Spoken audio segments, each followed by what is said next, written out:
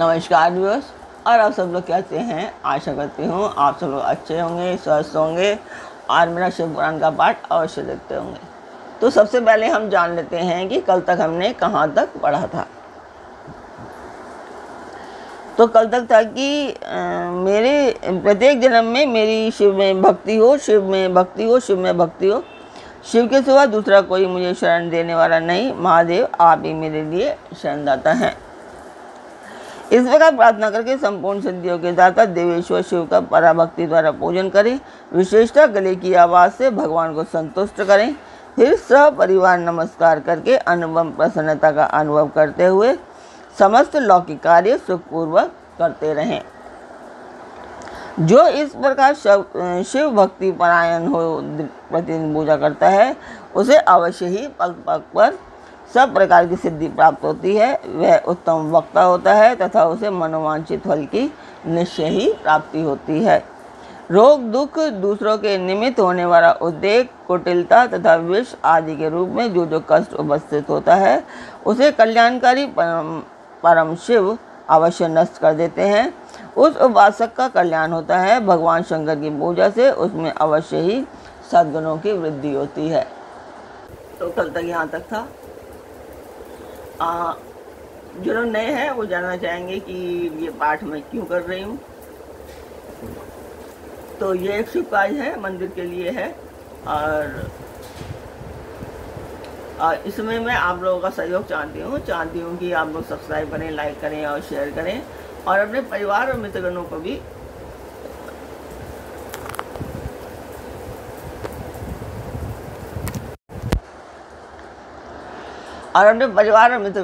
Subscribe and share करने के लिए अवश्य कहें। तो जिस मंदिर का मैं वर्णन कर रही हूँ उस मंदिर की मैं वीडियो डालती हूँ, आप लोग देखिए और मुझे बताएं कि आपको मेरा पाठ कैसा लगता है।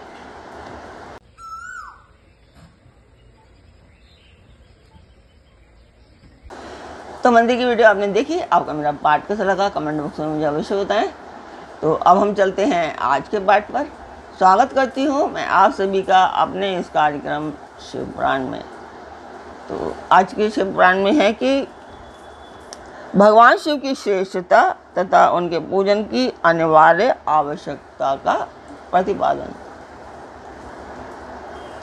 तो नारद जी कहते हैं, ब्राह्मण प्रजापति आप धन्य हैं क्योंकि आपकी बुद्धि भगवान शिव में लगी हुई है। विधे आप पुनः इसी विषय का सम्यक प्रकार से विस्तार पूर्वक वर्णन कीजिए।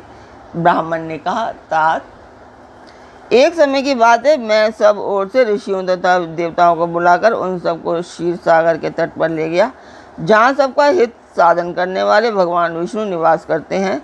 वहाँ देवताओं के पूछने पर भगवान विष्णु ने सबके लिए शिव पूजन की ही श्रेष्ठता बतलाकर यह कहा कि एक मुहूर्त या एक क्षण भी जो शिव का पूजन नहीं किया जाता वही हानि है, वही महान छिद्र है, वही अंधापन है और वही मूर्खता है।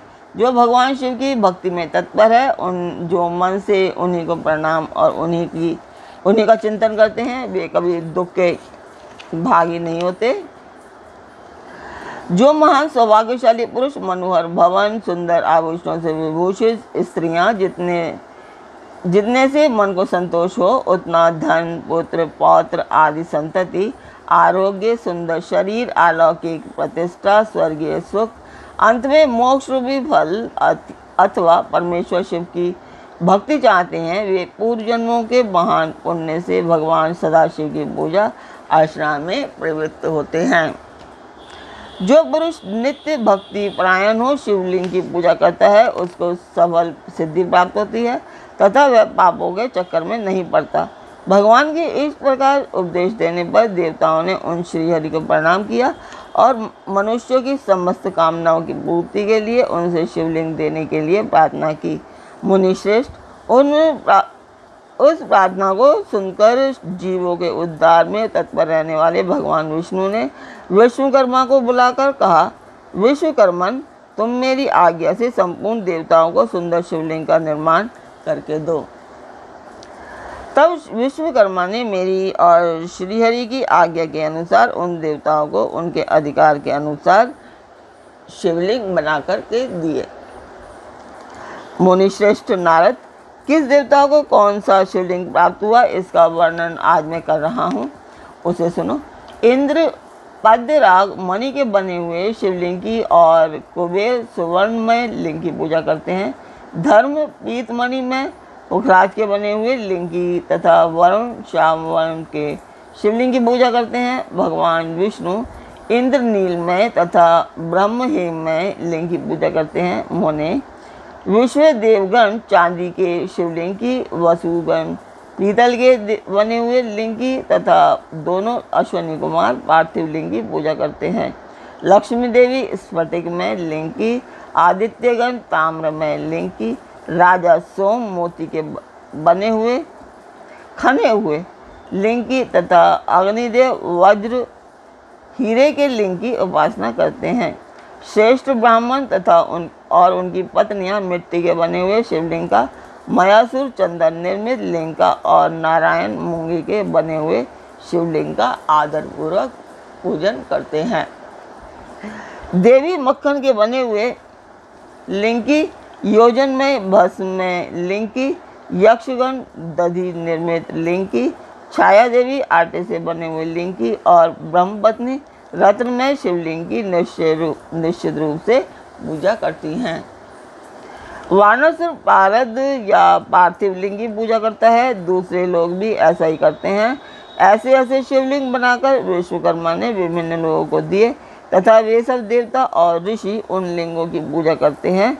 भगवान विष्णु ने इस तरह देवताओं को उनके हित की कामना से शिवलिंग देकर उनसे तथा मुझ ब्रह्मा से पिनाकमानी महादेव के पूजन की विधि भी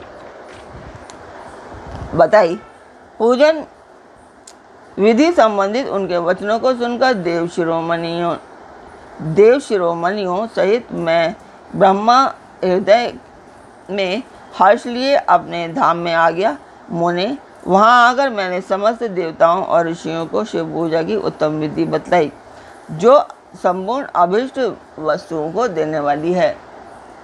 उस समय मुझे ब्रह्मा ने कहा, देवताओं सहित समस्त ऋषियों, तुम प्रेम परायण होकर सुनो।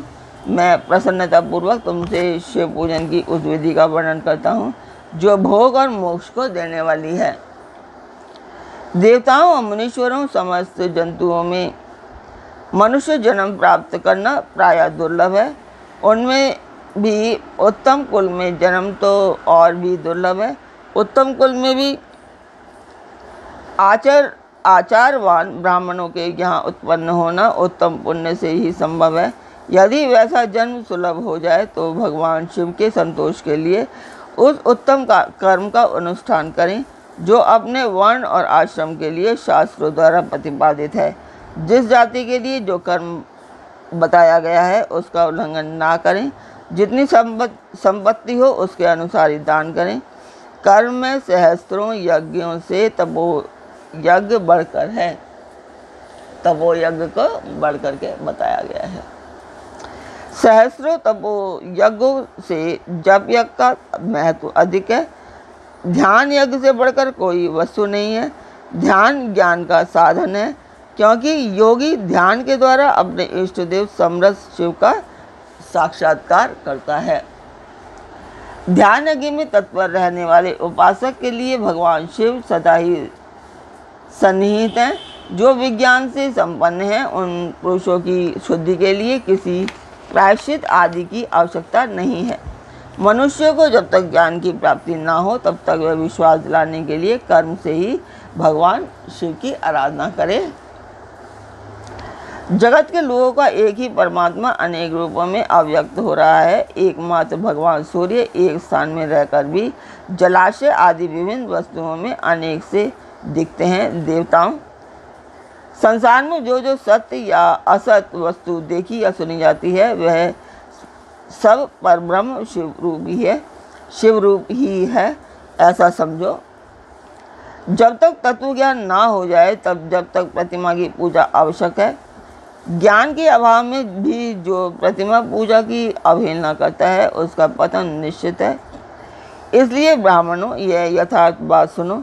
अपनी जाति के लिए जो कर्म बताया गया है उसका प्रयत्नपूर्वक पालन करना चाहिए। जहाँ जहाँ यथावत शक्ति हो उस आराध्य देव का पूजन आदि अवश्य करना चाहिए, क्योंकि पूजन और दान आदि के बिना पातक दूर नहीं होते। जैसे मैले कपड़े में रंग बहुत अच्छा नहीं लग चढ़ता है, किंतु जब उसको धोकर स्वच्छ कर लिया जाता है तब उस पर सब रंग अच्छी तरह से चढ़ जाते हैं।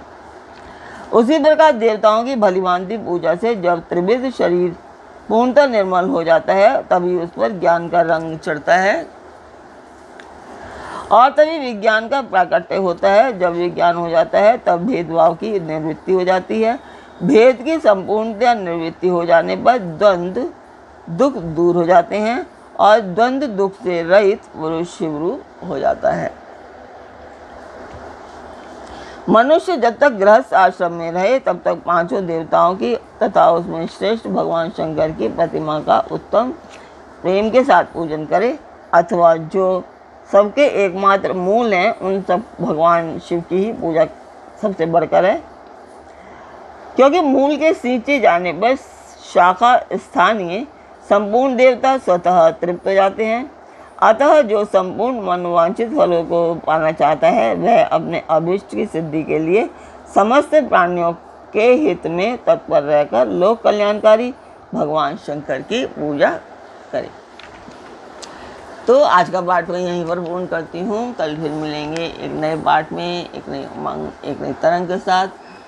आज्ञा दीजिए। आशा करती हूँ आपको मेरा पाठ अच्छा लगता होगा, पसंद आया होगा। तो कल फिर मिलते हैं। ओम नमः शिवाय।